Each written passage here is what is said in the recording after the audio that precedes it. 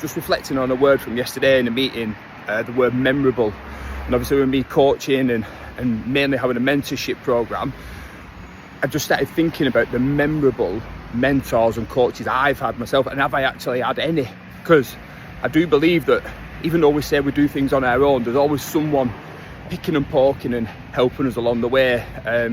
Sometimes it doesn't necessarily have to be family or friends. Sometimes they work against you, but there is always someone, you know, behind every great man is a woman pulling the strings. But in business, there is usually a coach or mentor or a leader that's guiding you. And I'm just reflecting on my people that I can remember, so they're memorable to me, and there were three throughout my career. One lady and two men, one called Gary, then Sue, and then Bob. Sounds like Rita, Sue and Bob too, the film, doesn't it? But Gary was a guy in my early career who believed in me, and he actually stopped me from getting sacked once because basically he believed in me. He knew I was good at my job, but I had behavioural issues at that time, and I was only young, and I obviously didn't really want to work and stuff, and I was messing about. But he believed in me, and he pulled me to one side, and he set me a challenge, telling me what he believed in me and what he saw.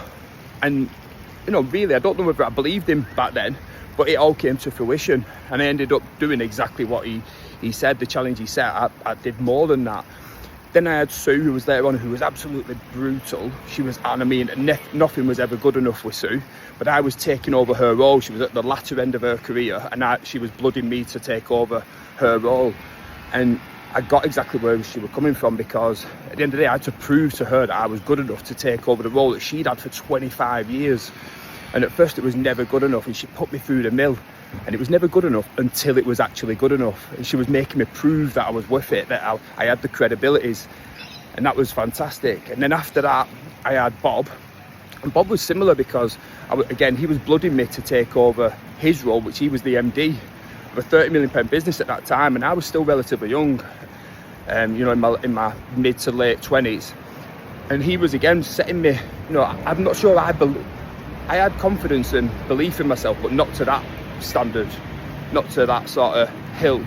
But then Bob set me real challenges, like real business challenges for the first time. Like I was in charge of, I think the first contracts I was in, but it was around about £14 million, which back then I wasn't arsed. I didn't sort of realise the value of it in respect, but he made me realise what I was capable of, and what I could do, and I exceeded really what they did, because we went on to even bigger and better things and doing the startups. But I just wanted to reflect on that, because from yesterday being memorable, I thought they're the three that stick out to me, and I do actually love it. But all of them had something in common, well, a couple of things in common. They all had belief in me, so they showed the belief in me, but they all set me a challenge,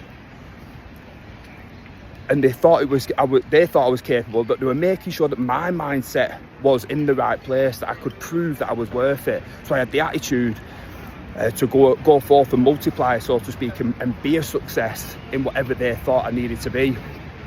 But yeah, it's that, getting a mentor, they believe in you, they keep you accountable. Just spilled my coffee, but they keep you accountable, and they bring out the absolute best in you. And that's exactly what I do, is about making people a better leader, a high performance, and keeping them motivated. So just think about who's memorable, and that's the one true goal really, about being memorable. Have a good day.